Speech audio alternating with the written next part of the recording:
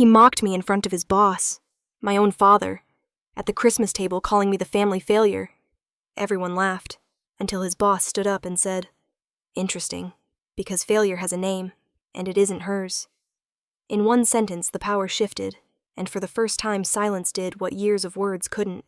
If you haven't subscribed to the channel yet, don't forget to hit subscribe. Smash like button and tell us in the comments where you're tuning in from. It was Christmas Eve, and the house on Queen Anne Hill glowed like it had been rehearsing for a holiday magazine spread. Candles flickered along the table, jazz hummed softly from hidden speakers, and the air smelled like roasted lamb and cinnamon.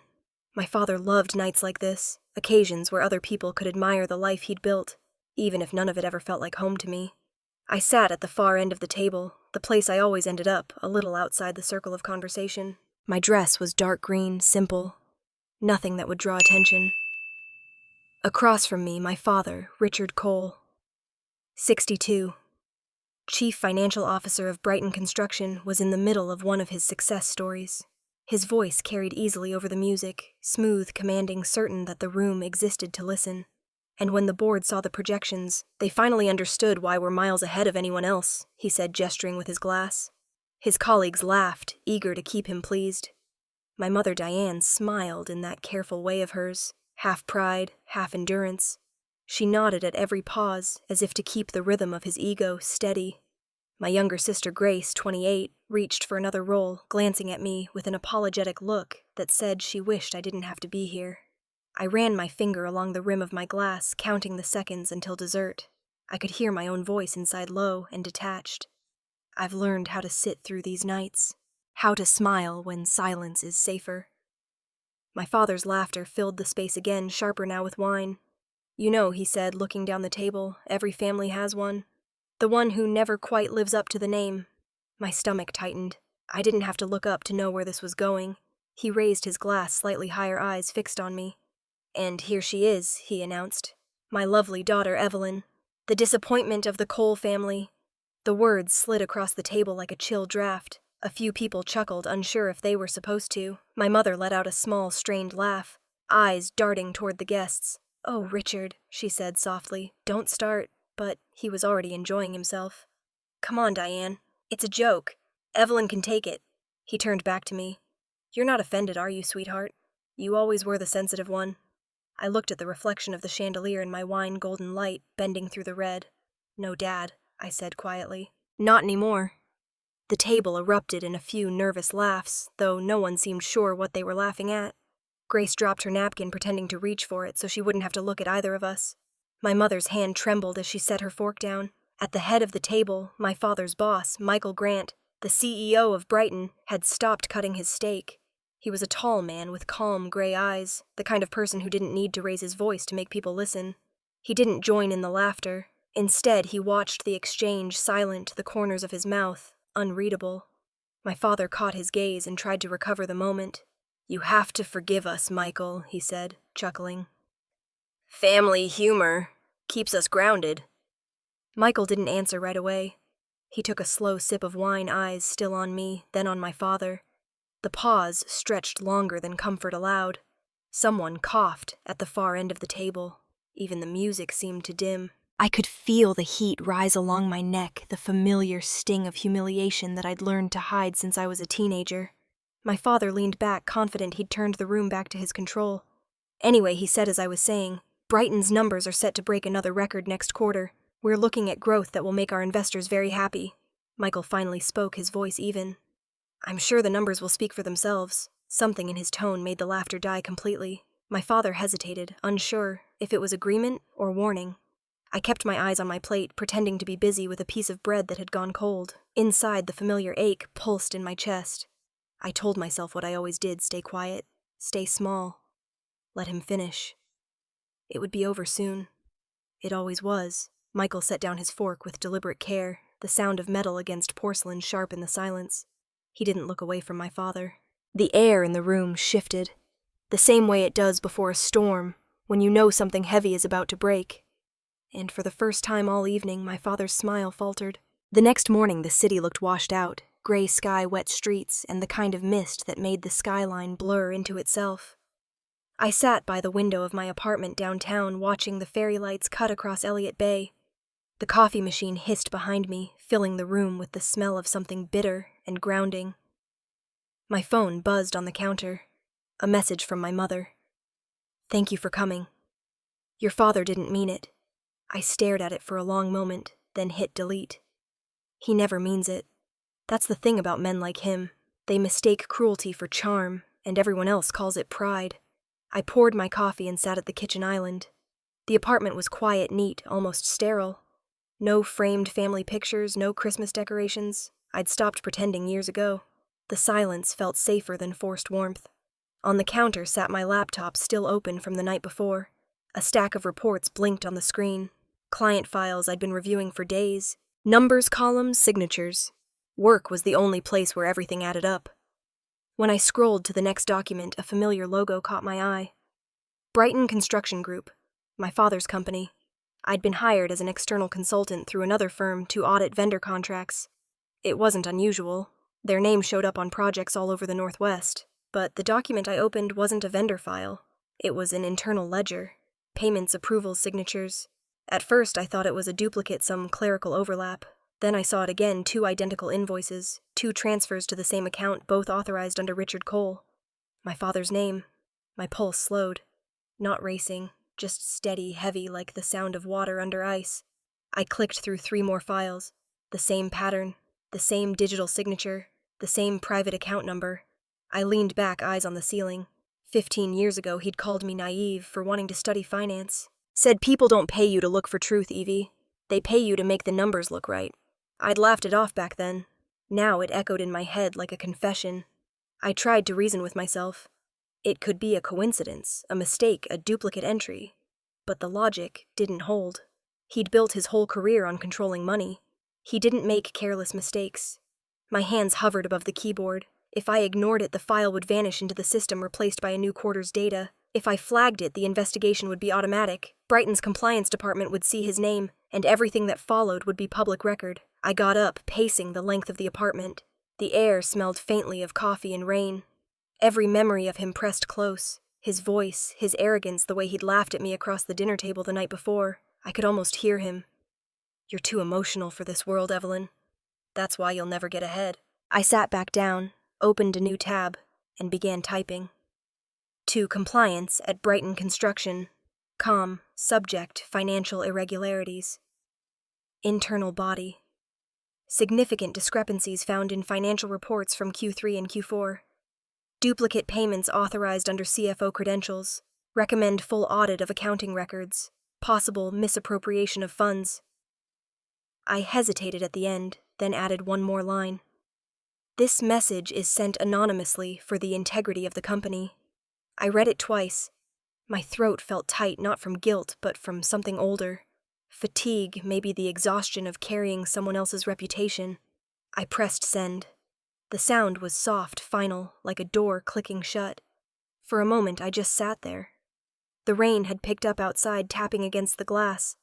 I imagined the email traveling through servers, reaching someone I'd never meet, landing on a desk where truth would finally become someone else's responsibility. I poured another cup of coffee, but it tasted metallic. Somewhere deep inside, a small voice whispered that this wasn't revenge. It was arithmetic. Every number finds its balance eventually.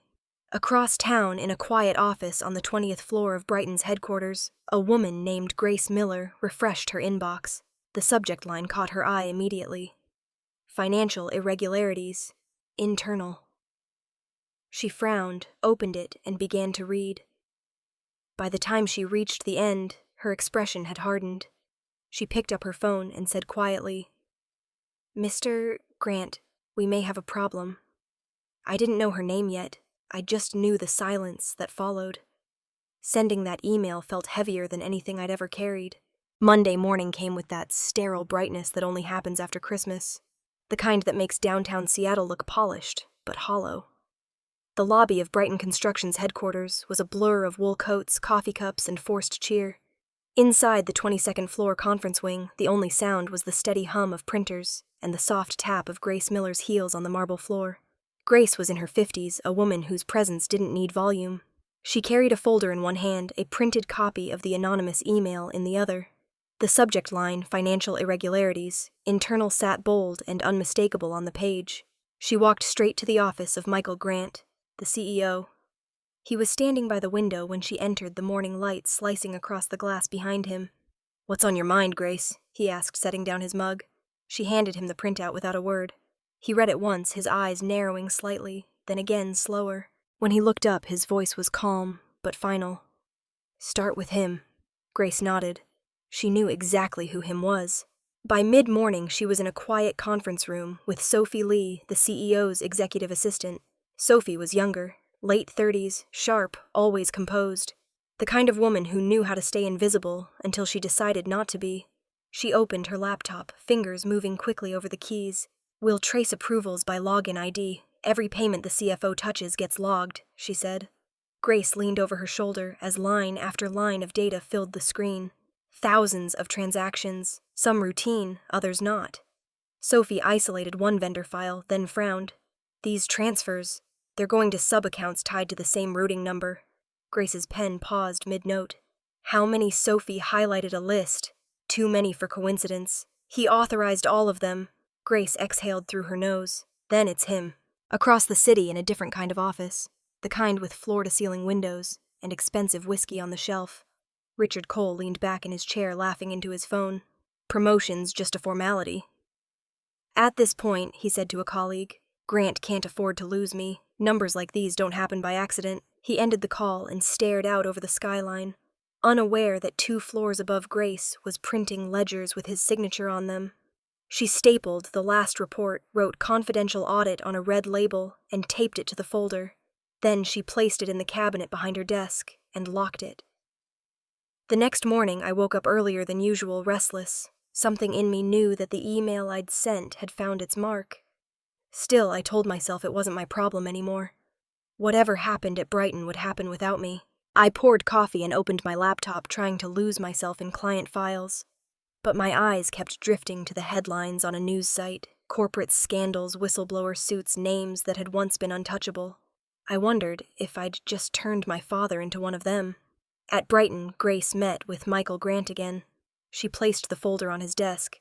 "These are the duplicates, the falsified vendor accounts, everything linked to him."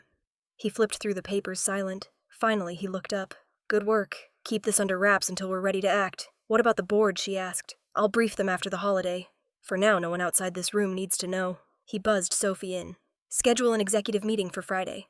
I want Richard presenting his Q4 projections. Let's see how confident he sounds." Sophie nodded, hiding the faint flicker of anticipation in her eyes. Later that week, the boardroom filled with the low murmur of executives taking their seats. I wasn't there, but I could imagine it. The sleek table, the smell of polished wood and espresso. My father stood at the front slides projected behind him, speaking with that familiar certainty. Q4 exceeded expectations. He said, pointer-tapping each line of the graph, "Our growth trajectory is strong, and next quarter's forecast." Michael interrupted softly. "Richard, are you confident these figures are accurate?" My father smiled, an expression practiced over decades. "Of course. I double-check every report myself." "I see." Michael leaned back, folding his hands. "Then I'm sure we'll have nothing to worry about." The meeting ended in polite applause. My father walked out, shaking hands, already picturing the congratulatory email that would come later. But behind him, in the quiet that followed, Michael turned to Sophie and Grace. His voice was low. "Keep this between us. I want to see how long he keeps that smile." And somewhere in the city, as I locked my apartment door for the night, I told myself that silence might be mercy. But sometimes mercy has an expiration date. It was late, the week before Christmas, when my mother found the envelope. The house was quiet, except for the hum of the heater and the faint whistle of wind slipping through the chimney. She'd been cleaning my father's office, a room that always smelled like whiskey and printer ink, when she noticed a stack of unopened mail pushed beneath a ledger. The envelope was from a private bank in Bellevue. She turned it over, saw his name printed neatly on the corner, and hesitated. My father didn't like anyone touching his paperwork, but something in her, curiosity, maybe fear, made her slide a finger under the seal. Inside were statements, lines of numbers she didn't fully understand but felt were wrong. Transfers made to names she'd never heard before. Same amounts, same dates over and over. Her chest tightened. She read them twice before taking out her phone. The screen light caught her face in the dark room. She snapped a picture and texted it to her sister in Portland. Caroline called within minutes. "Helen," she said, voice low. "Do you know what this means?" Helen moved to the doorway, checking the hall. "I can't talk about this," she whispered. "Don't hang up. If these are what I think they are, Caroline, please." Her voice broke. "If he finds out I looked at his files, he'll lose his mind. You can't just pretend you didn't see it." "I'm not pretending," she said, though she already was.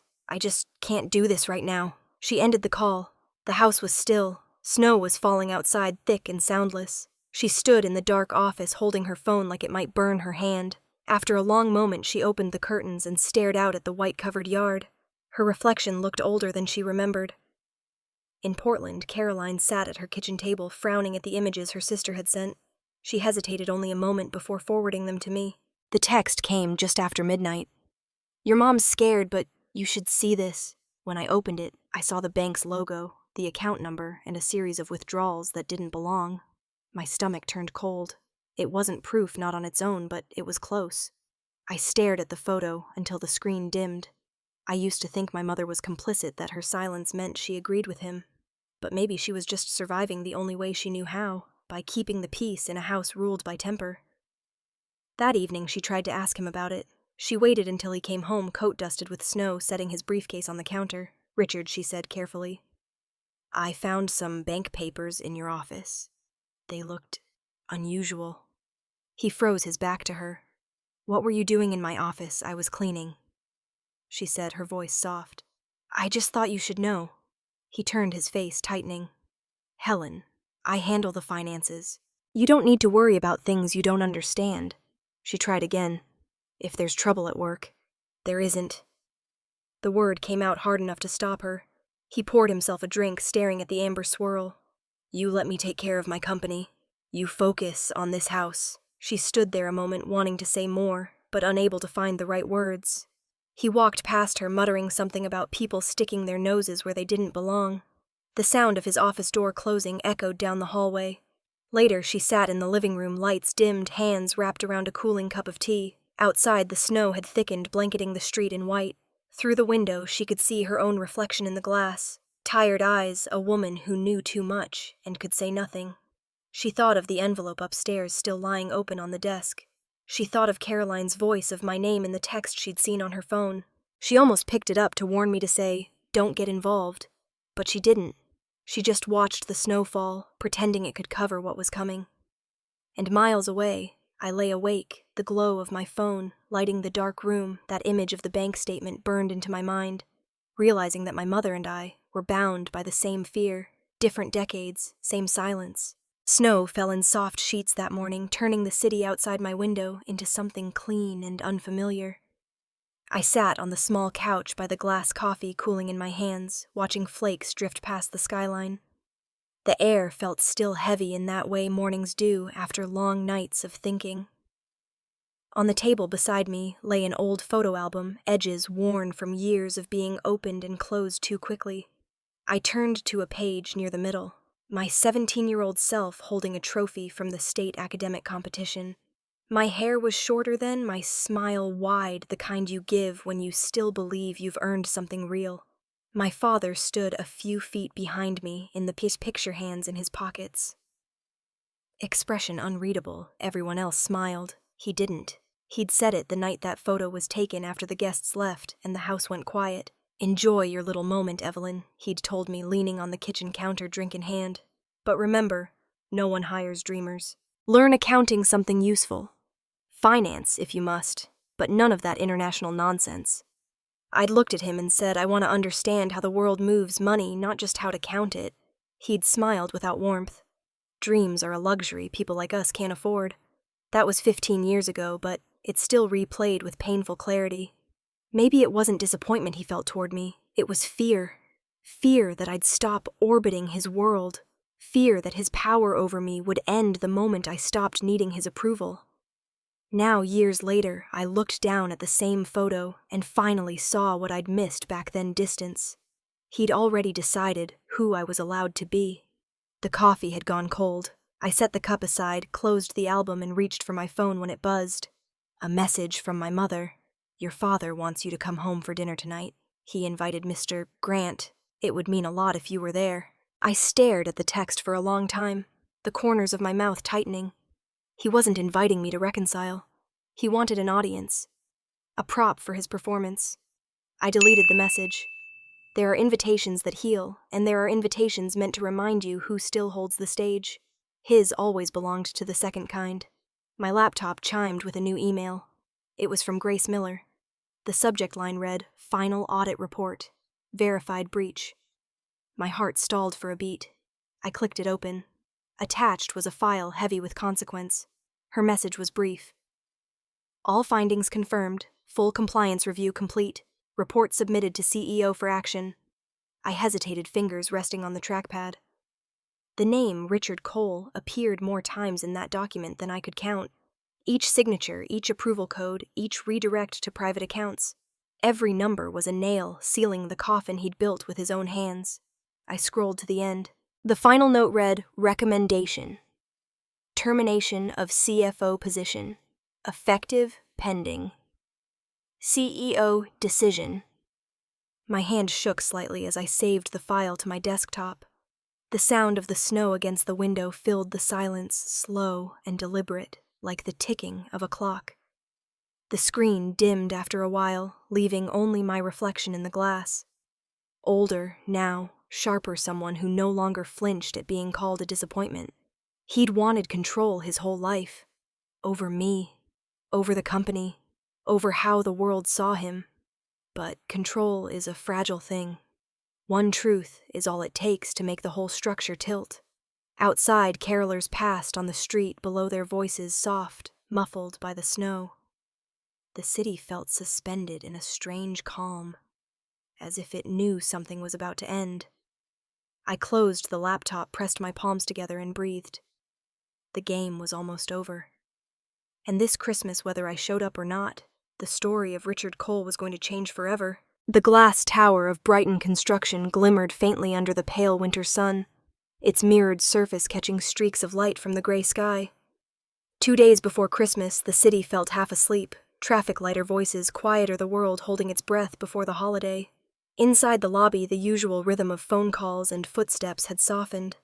I stepped through the revolving doors and into a space that smelled faintly of pine and polished metal. At the reception desk, Sophie Lee was waiting for me. She wore a charcoal suit, her dark hair tied back neatly. When she saw me, she gave the smallest nod. "Mr. Grant is expecting you," she said in a low voice, glancing around to make sure no one was close enough to overhear. The elevator ride to the top floor felt longer than it should have. Every floor that slid past in silence reminded me how far this had gone, how something that started as a single email had become a crack widening under an empire my father had built his life around. When the doors opened, I could already see Michael Grant through the glass wall of his office, standing near the window, with his back to the city. He didn't turn when I entered. "Evelyn," he said, voice calm but heavy. "Close the door." I did. The soft click sounded final, like the start of something that couldn't be undone. He stayed by the window, hands clasped behind his back. "I know you're the one who sent the anonymous report. There wasn't any point in denying it. I am... He turned, then studying me. His face was tired, but steady. The kind of tired that comes from watching people betray what they're supposed to protect. Why, I took a breath. Because I couldn't let the company fall with him. Not after everything I've seen. I met his eyes. I didn't do it to hurt him. I did it because it was right. He nodded slowly. "You understand what this means, don't you? There's no coming back from this." "I know." My voice was even, but I could feel the tremor underneath. "I just want it done the right way." Michael reached for the folder on his desk, a thick stack of papers clipped neatly together. "We've verified everything. Your father didn't just make mistakes. He falsified reports, approved kickbacks, covered it up with dummy vendors. We'll be forwarding it to legal by the end of the day." I opened my bag and took out a small envelope. Inside were the original bank statements my mother had found, the ones my aunt had sent me. "These are his personal accounts. They match the transfer records." He accepted them, flipping through the pages. His brow tightened. "This helps a lot." "Thank you." He set the papers down carefully. "We'll make sure this ends by the book." For a moment, neither of us spoke. The city stretched endlessly behind him, gray buildings, white rooftops, a cold light that made everything look too sharp. He leaned forward, resting his palms on the desk. "You know," he said quietly, "he invited me to his Christmas dinner. I felt the air leave my lungs." "He what?" "Apparently he wants to impress the board," Michael said. "Show that Brighton is a family company, that we take care of our own." He gave a small, humorless laugh. "He has no idea what's coming." I didn't answer. The image came to me all at once, the long dining table, the silverware, the glass of wine raised in arrogance. My father laughing, certain of his control, not knowing the ground beneath him had already begun to shift.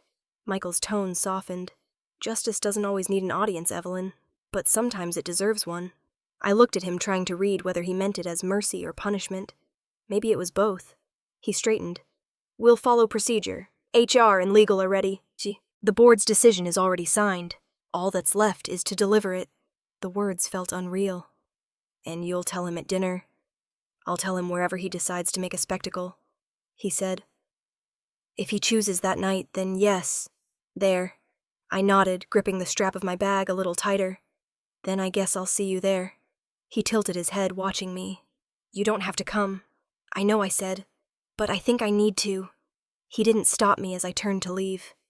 The elevator doors closed behind me, sealing in the echo of what he hadn't said. Downstairs, the lobby was quiet, except for the soft hum of a carol playing through hidden speakers.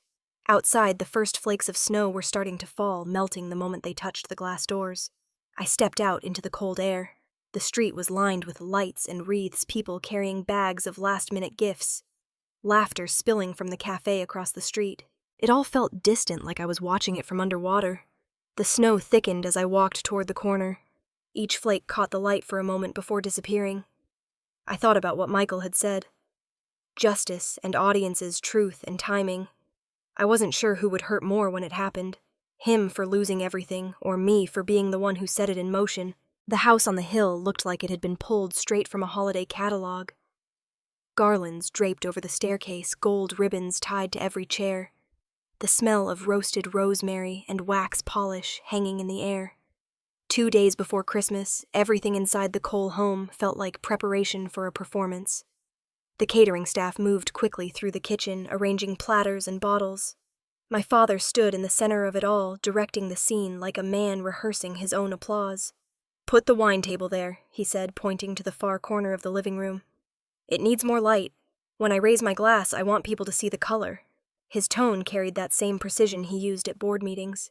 The staff nodded and adjusted without question. From the window seat, my mother sat quietly, a mug untouched in her hands. Watching the snow fall through the glass, the reflection of the lights made her face look smaller. Fragile under all that decoration. Grace, my sister, walked into the room, tucking a strand of hair behind her ear. "Mom, why do you keep staring outside? You're making me nervous." My mother gave a small smile that didn't reach her eyes, just hoping everything goes smoothly this year. Across the room, my father was already on the phone, pacing with a glass of whiskey. "Yes, Michael Grant himself. He's coming. Can you believe it? The CEO doesn't just drop by for dinner unless he knows talent when he sees it." He laughed, that loud, confident sound that filled every space he occupied. "I'll tell you right now, they'll have to make it official. No one else can do what I do." My mother shifted her voice, hesitant. "Richard, are you sure Mr. Grant will enjoy hearing that kind of talk? Maybe just let him relax." He cut her off sharply. "Helen, he respects confidence. You think he got where he is by being quiet? Let me handle this." She looked away, murmuring something under her breath. The silence that followed was brittle, like glass stretched too thin. It was always like this before big events. Her restraint against his arrogance, both pretending the cracks weren't there. Across town, I was packing my coat. The snow outside my apartment had turned the street into a blur of white and silver.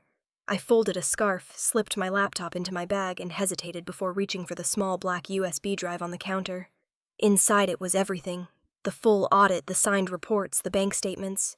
The truth in its most fragile form. I tucked it into the inner pocket of my coat. I wasn't going there to start a war. I just wanted the truth to stand where lies had lived too long. My phone buzzed as I stepped toward the door. A message from Sophie. "All approvals finalized. The CEO will act if he crosses the line." I stared at it for a few seconds, my breath fogged against the cold window pane. The city lights below shimmered in the falling snow, soft and distant. Somewhere out there, my father was probably practicing the same speech he'd given my whole life. About pride, success, family legacy. But this time the ending would be different. Back in the house, Helen carried a box of ornaments to the dining room, where the staff was polishing the long mahogany table. She paused at the head of it, where my father always sat, and imagined for a moment what silence might sound like there. No boasting, no laughter forced through tension, just quiet. She closed her eyes, then opened them when she heard his voice behind her. "Everything's ready?" he asked, inspecting the layout like a general before a battle. "It's beautiful," she said softly. "Good," he replied, straightening a centerpiece that didn't need fixing. "When I give my toast, they'll remember this night." Later that evening, he locked himself in the study, standing in front of the mirror over his desk. He practiced with a tumbler in his hand. "Ladies and gentlemen," he said, raising it toward his reflection tonight, "we celebrate family, the foundation of every success story." He smirked. "When I raise this glass, they'll know who built this." Downstairs, my mother sat alone on the couch, hands folded, the tree lights blinking against her face. Snow kept falling outside, relentless and quiet. She didn't notice her phone buzzing with a message from my aunt in Portland, Caroline. "Just checking in. How's he doing?" She didn't answer. She just watched the flakes gather at the edge of the window, wondering how something so gentle could still bury everything. Meanwhile, across the city, Michael Grant sat in his office long after the staff had gone home. The only light came from his desk lamp. In front of him lay a folder stamped "Confidential, Termination Authorization." He read it once more, then signed the bottom line with deliberate care. He slipped it into his briefcase, closed the latch, and leaned back in his chair. Outside his window, the city glowed gold and silver against the dark. He whispered to no one in particular, "Let's see how honest the holidays can get." The next morning, the forecast promised clear skies for Christmas Eve. But the snow that fell overnight would stay, thin, untouched, and waiting. It was Christmas Eve, and the coal house was glowing like a postcard. Every inch of it looked rehearsed. The gold-ribboned wreaths on the staircase, the smell of cinnamon and carved turkey drifting from the kitchen, the murmur of conversation mixing with soft jazz. Cars lined the driveway outside, engines cooling under a falling dust of snow. Inside, laughter bounced off the high ceilings as guests arrived in waves, shedding coats and handing over gifts to the house staff, who moved like shadows through the crowd. I stood at the front door for a second longer than I meant to, staring at the polished brass handle before knocking. It was the same door I used to run through as a kid, the same one that now felt like the entrance to someone else's life. When it opened, my sister stood there, her cheeks flushed from wine and excitement. Evelyn Grace said softly, relief in her voice. "I'm glad you came." I forced a smile. "You look good." "So do you," she lied and pulled me into a quick hug that ended just as fast. "They're all inside." I stepped in. The warmth hit me like a wall. The house was loud, alive in a way that didn't match the hollow feeling in my chest. My mother was near the dining table arranging silverware that didn't need arranging. Her dress was elegant, understated, but the tension in her shoulders gave her away. My father stood at the center of the room, wearing his gray suit, like armor, commanding attention as always. When he saw me, his smile flickered for half a second, then reappeared, polished and performative. "Evelyn," he said, lifting his glass. "You made it. I said I would." I replied. My voice didn't sound like mine. It sounded steady, too steady. Guests turned curious, polite smiles fixed in place. My father put an arm around my shoulders, steering me toward the long table. "Everyone, this is my daughter, the consultant I've told you about," he said, emphasizing the last word as if to remind me where I stood. Then turning toward the man at the head of the table, he added, "And this, of course, is Michael Grant, our CEO." Michael rose slightly to greet me. His eyes met mine for just a heartbeat. No surprise, no acknowledgement, only calm. Then he extended a hand. "Evelyn," he said simply. "Good to see you." "You too, Mr. Grant?" The title came out habit, but his look told me he noticed the distance it carried. We all sat.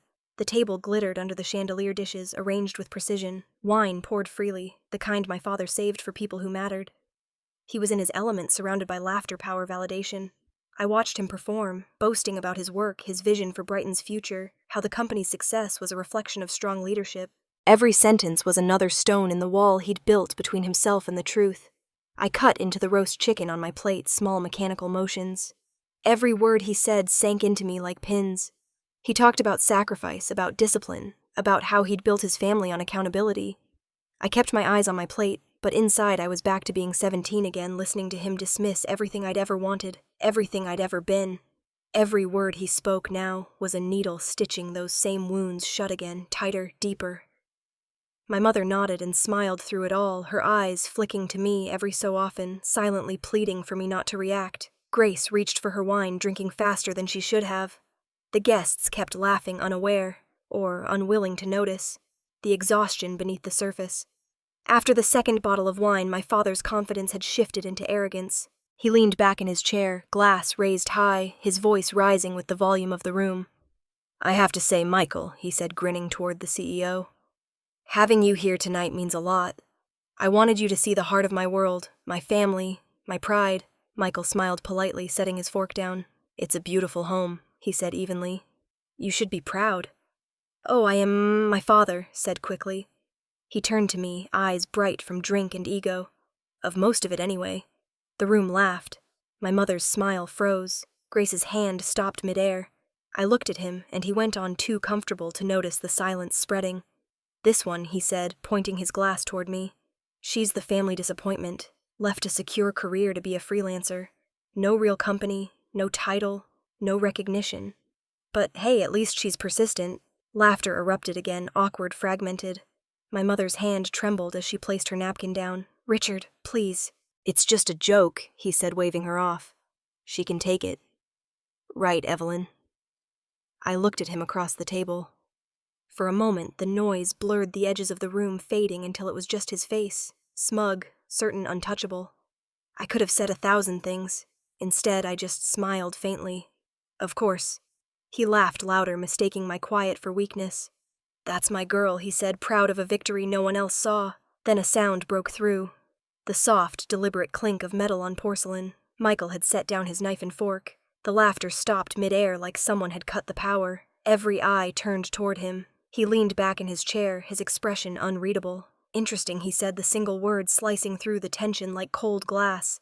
The music from the speakers faltered and died. Outside wind pressed against the windows, whistling low. The room held its breath, waiting for someone to speak. But no one did. The silence was heavier than any sound I'd ever heard. The sound of Michael's chair scraping against the floor felt louder than it should have. Every eye followed him as he stood, calm, deliberate, the quiet authority of someone who didn't need to raise his voice to make the room listen. He placed his napkin beside his plate, straightened his jacket, and stepped forward into the circle of golden light that hung over the table. "Interesting," he said again, his tone even almost conversational. He looked at my father, then around the table. "Because the truth is, Richard, the failure here isn't her." The words landed like a crack through glass. My father blinked, still smiling, but the color in his face had started to drain. "I'm sorry," he said, a small laugh catching in his throat. "What's that supposed to mean?" Michael reached into his briefcase, the one I'd seen him carry earlier, and laid a thick folder on the table. The weight of it hit the polished wood with a soft thud. "It means," he said, flipping it open, "that the board of Brighton Construction met this morning. We reviewed these unauthorized transfers, falsified expense accounts, ghost vendor payments. Every signature, every approval traceable back to you." My father's smile faltered. This is a misunderstanding," he said, his voice cracking slightly. "Someone must have used my credentials. These systems aren't perfect." Michael didn't move, didn't blink. "No one used your credentials, Richard. You did. The audit logs confirm it. We have the originals. And I think you'll recognize this." He turned the folder toward him, tapping one page with his finger. "Your bank account number cross-referenced with the company's vendor disbursements. Signed, approved, and executed. By you." The room was frozen.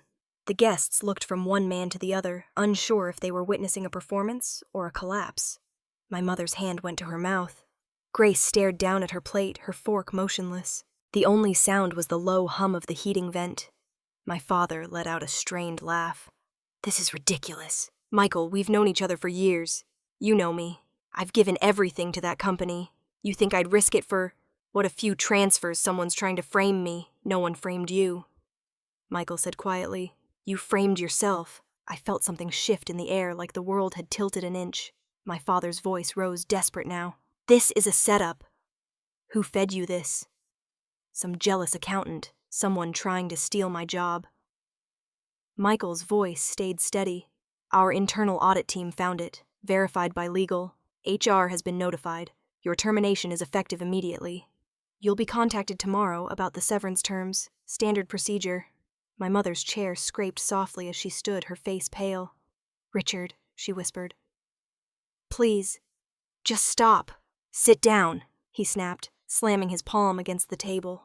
The plates rattled, a few glasses tipped. You don't understand what's happening here. But we all did. Michael turned slightly, addressing the room without losing focus on him. Brighton Construction does not protect corruption, he said simply. We don't hide behind family names or reputations. Trust is everything, and when that trust is broken, there are consequences. He didn't raise his voice. He didn't need to. His calmness made it hit harder. My father's breathing had gone uneven. You can't do this here, he said, his tone shifting between pleading and rage. Not in my home, Michael met his eyes. You brought the company here tonight, Richard. I'm just finishing what you started. For a long moment, no one moved. Then my father reached for his glass, fingers trembling. His knuckles were white around the stem. I could see the faint reflection of the chandelier in the dark red wine. Too bright, too fragile. I built that place, he said quietly, almost to himself. You think you can erase me with a piece of paper? Michael's gaze didn't soften. No, you did that on your own. He turned to leave, the folder still open on the table, the documents fanned out like evidence at a trial. The silence that followed was unbearable, thick, alive.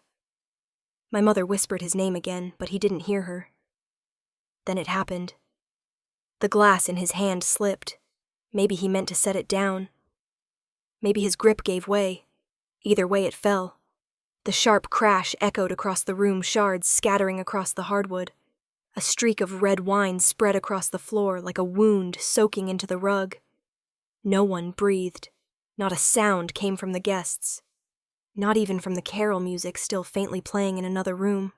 My father stared at the mess, at his reflection warped in the spill. His lips moved, but no words came out. I didn't say a thing. I didn't move. I didn't need to. He had written his own sentence long before this night. The only sound left was the wind pushing softly against the window, the house finally painfully quiet. The morning broke gray and cold, the kind of light that never quite wakes up. Outside Seattle, rain fell in thin diagonal streaks against the windows, blurring the skyline into shades of steel and fog. The city moved slower that day, like it too was absorbing the echo of last night. I woke to the sound of my phone vibrating on the nightstand.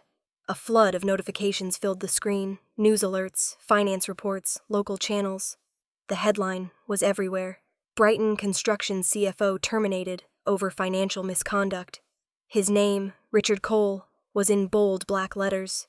The man who used to tell me that control was everything had just lost his grip on it completely. Down in Queen Anne, he sat in his living room, wearing the same gray suit from the night before. The curtains were open, the world outside awash of gray rain. He hadn't shaved. He hadn't moved in hours. My mother moved quietly around him, sweeping shards of broken glass from the rug, gathering them into a dustpan without a word. She didn't ask how he was.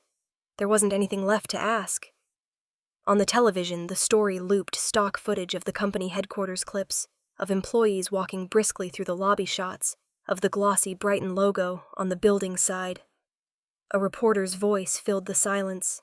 Company representatives confirm that the CFO, Richard Cole, was terminated following an internal audit that uncovered unauthorized financial activity. Sources say the U.S. Securities and Exchange Commission is conducting an independent review. He didn't turn off the TV, just sat there staring at the screen. My mother reached to lower the volume. He stopped her. Leave it, he said, his voice flat. Michael Grant appeared on the broadcast, standing before a line of microphones. Reporters called his name over the sound of rain. He spoke evenly, his expression the same calm he'd carried last night. No one stands above accountability, he said. We value transparency and integrity. Those are not slogans for us. They are the foundation of everything we build. The clip ended. My father reached for the remote, then set it down without changing the channel. That afternoon, I sat by the window of my apartment, the phone still glowing beside me. The rain tapped softly on the glass. I scrolled through the endless headlines, the same story rewritten in a dozen ways. Corporate scandal hits local construction giant. CFO accused of fraudulent transfers. Brighton faces. Internal reforms after audit. I didn't feel satisfaction. No victory, no joy. Just quiet. Justice doesn't sound like applause. It sounds like the moment after a storm passes, when everything is still, but you can feel what's been uprooted. The doorbell rang. I didn't move at first, then rose and opened the door to find my sister Grace standing there. Her hair was damp from the rain, her coat still dripping. She looked at me like she wasn't sure whether to hug me or hit me. "You knew," she said finally. "Didn't you?" I stepped aside so she could come in. I knew the truth would come out. I didn't know how or when. She stared at me, her voice catching. "He's destroyed. Mom's terrified. The whole city's talking about it. I didn't do this to destroy him," I said. "He did that himself." Grace sank onto the couch, pressing her palms to her eyes. "He was awful, but he's still Dad." "I know," I said quietly, "and I'm still his daughter. That doesn't change what's right." Neither of us spoke for a while. The rain filled the silence for us. Before she left, she looked back once. "You're stronger than the rest of us," she said. "I just wish strength didn't have to hurt so much." After she was gone, the apartment felt hollow again. My phone buzzed once more, a call this time. My mother. I hesitated before answering. Her voice trembled. "Evelyn, I'm here." "You did what I couldn't," she said, her breath uneven. "You told the truth. I'm proud of you, and ashamed that I wasn't brave enough." "Mom," I said softly, "you don't owe me an apology." There was a long pause. "He's watching the news again," she whispered. "He hasn't said a word since last night." I closed my eyes. Just let him be. When the call ended, I sat there listening to the hum of the city outside. Somewhere, sirens wailed, faintly blending with the rain. I thought about him alone in that house he'd built to look invincible. In the evening, he turned the TV back on. His face appeared on the screen, a photo from a company gala, the caption below reading "Former CFO under investigation." He didn't flinch. He didn't look away. The reporter mentioned the SEC investigation, the loss of his CPA license, the full revocation of his right to practice. The final line cut clean. His career effectively over. He stared at his own face until the image blurred in the glare of the television light. His hand gripped the remote. Then slowly he set it down and just kept watching. And for the first time I wondered if silence could be punishment too. A month passed before the noise died down. The headlines faded, the interviews stopped, and the story that had swallowed my father's name was replaced by newer scandals. But in Seattle, the fallout still lingered like winter fog, quiet, heavy, impossible to ignore. He filed an appeal with the Board of Accountants, arguing that the company had exaggerated its findings, that he'd been misrepresented. It was denied within a week. After that, one by one, the consulting contracts that had once defined him began to vanish. Calls went unanswered. Emails came back polite but firm. "We've decided to move in a different direction." He spent most days in that same armchair, the one facing the window. Sometimes I wondered if he was watching the city or waiting for it to forget him. Maybe both. My mother, on the other hand, began to move again. She started volunteering at a women's shelter in Capitol Hill. At first, she only went twice a week, helping with paperwork and sorting donations. But soon she was staying longer, taking night shifts, helping women fill out housing forms, or just sitting with them over coffee. She told me once it's strange, how easy it is to breathe when no one's watching your every move. There was light in her voice I hadn't heard in years. I got an email around that time from a non-profit and based in Tacoma. They wanted me to lead a new financial literacy program, help rebuild budgets for low-income families. It was good work, the kind that mattered. But I wrote back a simple line. "Thank you for thinking of me, but I need some time before I start fixing anything else." For once, I didn't feel guilty for choosing myself. Grace, my sister, started coming over more often. She'd taken a job teaching music to kids at a community center, something she'd always wanted but never dared to pursue. Every Saturday, she'd bring groceries and a bottle of wine, and we'd cook dinner together in my tiny kitchen. We talked about ordinary things, rent the weather, the stray cat that kept showing up on my fire escape. Sometimes we didn't talk at all. The silence between us was no longer heavy. It was something alive, something healing. One night as we were cleaning up, she said, "Do you ever think we'll stop talking about him?" I wiped the counter and shrugged. Maybe. Or maybe he'll just become a story we tell differently each time. She smiled faintly. You always make everything sound poetic. I think that's just what survival sounds like, I said. A few days later, my mother called and asked to come over. When she arrived, she stood in the doorway for a moment before stepping inside her coat, still damp from the drizzle. She looked around my apartment, the plants by the window, the stack of books on the coffee table, the life I'd built without him. And something in her expression softened. I should have said something a long time ago, she began. Her voice wavered. When I saw those papers, I should have stopped him. I should have stopped protecting him. I walked over, placing a hand on her shoulder. You don't have to say it again, I told her. She nodded, eyes glistening. Still, she whispered, I'm sorry for all the years you felt alone in that house. I smiled. You don't owe me an apology, Mom. You already said what mattered, by leaving. She let out a shaky breath, then pulled me into a hug that felt more like a promise than forgiveness. Forgiveness doesn't arrive on the same day as justice. It waits until you've stopped flinching at the memory of the people who hurt you. That weekend, the three of us met near the waterfront, a quiet stretch of path along the edge of Lake Union, where the water reflected the dull winter sky. The air was sharp and clean. My mother wore the red scarf I'd given her years ago, the one she'd never worn until now. Grace carried coffee for all of us, her laughter echoing off the water. We walked without talking much. The city skyline shimmered through the fog. A ferry horn sounded in the distance. When we reached the end of the pier, the wind picked up cold enough to sting. My mother slipped her hand into mine, her grip small but certain. On my other side, Grace leaned against the railing, watching the ripples of the lake. For the first time, we weren't three people orbiting the same wound. We were something steady, something new. My mother squeezed my hand once more. You know, she said, her voice barely above the wind. I think we're going to be okay. I looked out at the gray expanse of water, the city lights flickering faintly across it. Yeah, I said quietly, we already are. A year later, the city felt different. Or maybe I did. I had moved into a new apartment overlooking the water, small but filled with light. There was a single pine tree in the corner, barely 5 feet tall, wrapped in white lights that flickered softly against the glass. Outside, snow drifted over the street, slow and soundless. The kind of snow that makes the whole world hold still. People say Christmas is the season of forgiveness. For me, it became the season of truth. The year had folded itself quietly after everything fell apart. The headlines vanished, the gossip turned into silence. My father had sold the house on Queen Anne Hill and moved south to a small property outside Tacoma. I heard he spent his days tending a few fruit trees sometimes, walking to the mailbox and back, not much more. My mother told me he didn't go out much, but he looked calmer somehow, like someone who had finally stopped running. She visited him, occasionally bringing the lemon bread he used to love. They spoke little, but not unkindly. Maybe some stories don't need apologies. They just need distance. My mother herself had changed too. Her voice sounded lighter whenever we talked.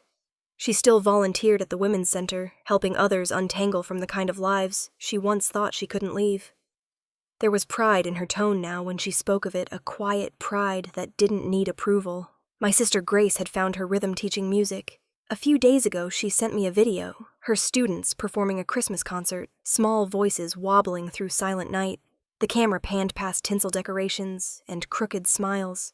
I played it 3 times, smiling every time that one kid in the back forgot the words, but kept clapping on beat anyway. The world had gotten simpler in its own way. I worked freelance for a while, small projects that didn't demand too much of me. I walked by the waterfront more often. Drank coffee at the same quiet cafe on weekends. Learned the names of the baristas who stopped asking me what I wanted, because they already knew.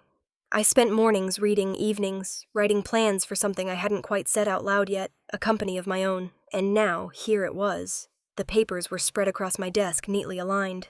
The contract for my first official client lay on top, waiting for my signature. Cole Consulting Group. The letterhead read, my own name clean, unshadowed by anyone else's. I picked up the pen and paused for a moment, feeling the weight of it. Then I signed. Simple final. I leaned back, exhaling slowly. The snow outside kept falling, blanketing the city below in quiet. Somewhere in the distance, a church bell rang. I poured a glass of wine, the same brand my father used to favor at his parties, and held it up to the window. The reflection of the tree lights shimmered across the surface. I used to think revenge was about making someone hurt the way you did, but pain doesn't balance itself that easily. Real justice, I've learned, is standing up after everything and realizing you don't need to prove you survived. You just did. I took a sip and watched the snow collect on the railing outside, each flake vanishing as it landed. The city lights blurred beneath the white sky. I felt the kind of peace that doesn't come from winning. It comes from letting go. If you've ever been made to feel small, if someone's laughter has ever lived longer than it should in your memory, remember this: justice doesn't need noise. It doesn't need to be seen. It just needs time and truth.